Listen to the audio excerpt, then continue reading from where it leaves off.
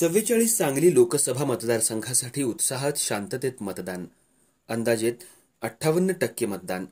जिल्हाधिकारी डॉ. राजा दयानिधी. सांगली लोकसभा निवडणूक अतिशय शांततेत पार पडली.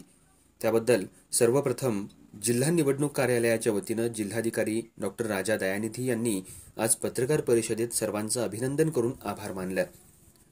यावेळी पोलीस अधीक्षक संदीप घुगे, सहाय्यक जिल्हाधिकारी अमित रंजन आदी उपस्थित होते.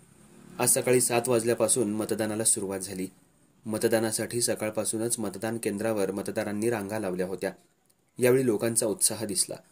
लोकशाहीच्या या उत्सवामध्ये नवमतदाराबरोबरच नवदाम्पत्य, 100 वर्षांवरील वृद्ध, दिव्यांग, तृतीयपंथी, महिला आदींनी आपला सहभाग नोंदवून लोकशाही बळकटीकरणासाठी आपलं योगदान दिलं. जिल्हाधिकारी डॉ. राजा दयानिधी म्हणाले, आज जिल्ह्यात सायंकाळी 6 वाजेपर्यंत अंदाजे 58% इतकं मतदान झालं. परंतु अद्यापही 119 मतदान केंद्रांवर सायंकाळी 6 नंतरही रांगा होत्या. त्यामुळे सर्वांचं मतदान घेतलं जाईल. त्यामुळं जिल्ह्याचा मतदानाचा टक्का वाढेल अशी आशा आहे. 44 सांगली लोकसभा मतदारसंघात मॉकपोलच्या वेळी BU-7, CU-6 आणि 11 व्हीव्हीपॅट मशीन बदलण्यात आल्या.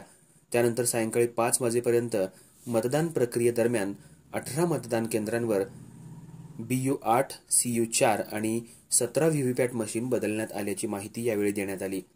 जिल्ह्यात लोकसभेसाठी 2448 मतदान केंद्रांवर मतदान शांततेत पार पडलं. लोकसभेच्या मतदानासाठी मतदारांनी सकाळपासूनच मतदान केंद्रावर उपस्थिती दर्शवून आपल्या मतदानाचा हक्क बजावला.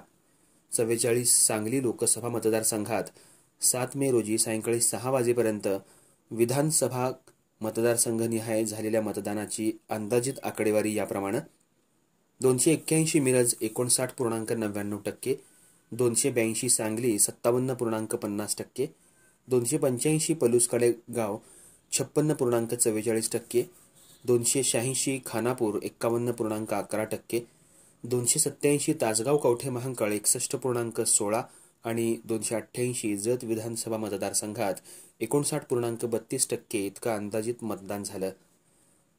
जसजसं मतदान पूर्ण होईल त्याप्रमाणे अंतिम मतदानाची टक्केवारी जाहीर करण्यात येईल.